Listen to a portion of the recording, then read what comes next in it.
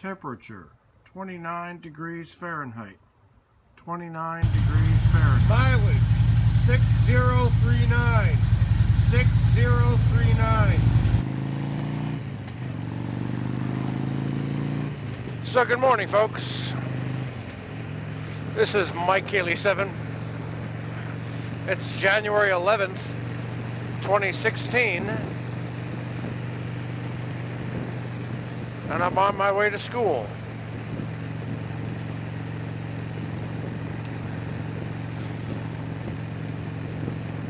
So, yesterday, I was looking at some pictures in my office from previous events that we had at the school. It's called International Day. And my students who were in the club, International Friends Club, they were looking at the pictures with me because they wanted me to put these pictures on the website. And they saw pictures and video of me back in 2010, right after I broke my leg. And they said, "Oh my God, you look so young." And you could just hear the next thing they didn't say is, "What happened?" "What happened to you? You used to be, you used to be." Yeah, I know, I used to be. So it made me think, like when I was in Fiji, I would see these young women, teenagers, early 20s, Indian women, and they would look beautiful. Sexy, beautiful. And then you see a 30-something-year-old, they just went to shit. No offense, ladies, but they got fat. They just didn't look good anymore. It's like their expiration date came and passed. So I think I found my own. I found my best before date, and that was 40. After that,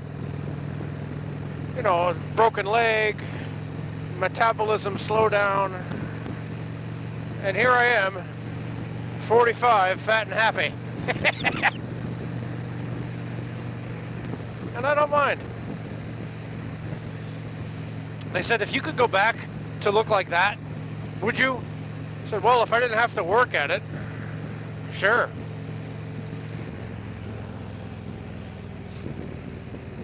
Well, I'm happier now than I was then, that's for sure. Ironic, isn't it? I'm fatter and less good looking, but I'm more confident than ever, and happier, and more satisfied with my life than ever before. Alright, here we go.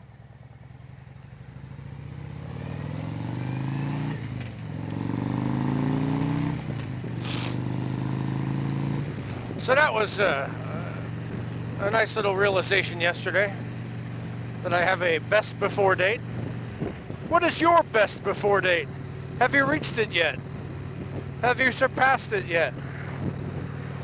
Some of you might say, "I never have a best before date. I'm awesome all the time." All right, fine. But there's a point at which you're not as good looking as you used to be. Although men do get that distinguished look. I haven't gotten that yet. I just got fat. All right, so that's the first topic. The second topic is something that I saw this morning on the news. They were asking, I think it was Bernie Sanders and Hillary Clinton, to define white privilege. It was an audience of people who are not white. So they were asking this question, what is your definition of white privilege? And this is one of those new things that has come up. This idea that white people are inherently privileged. And as a white guy, I find that offensive. I know I'm not allowed to be offended, right? As I'm a white guy. A white male, oh my God, that's the worst thing of all. It's like, it's like when we're born, they all hand us SS stripes and KKK sheets or some shit. Even though half my family came from Haiti, that doesn't matter.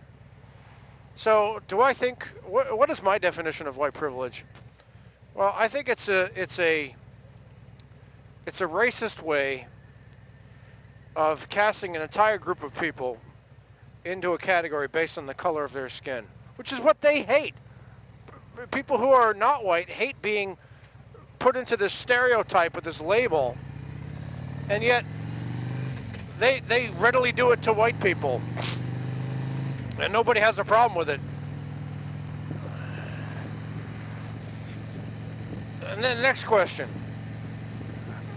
Do I feel like I have white privilege? Am I more advantaged because I'm white?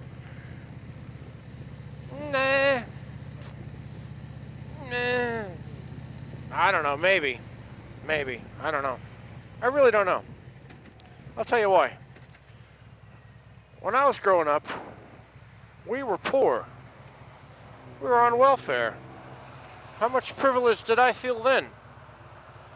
In a town or a city that was considered one of the worst in the whole state. To this day, it's still in the top 10 worst cities.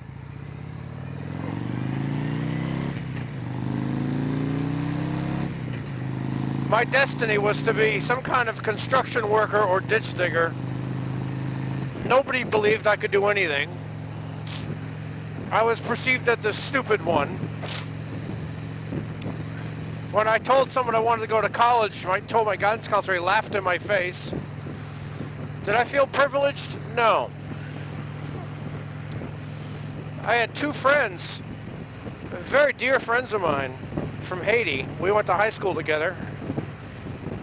And they got to pay for their community college through this United Negro College Fund thing. And at the time, I remember thinking, good for you. You're using the system to get out of the hole we're in. Anything you can use to climb out, I'm happy for you. But at the same time, I was thinking, well, I'm just as poor as they are, if not more poor. And they get this advantage of getting this money to go to college, and I had to pay my way through. So did I feel privileged then? Nope. Now, I will tell you, I did have some privilege in certain regards. Like, I went for a security guard job to pay for college, and I went in there dressed in a nice shirt and a nice pair of pants with my little blonde hair and my little happy face, and I was a shoo-in for the job. If I had been black, I don't know. Maybe they wouldn't have hired me. I don't know. Anyway, this is my Kaylee 7. I hope you have a good day. We will talk to you later. Mileage 6044.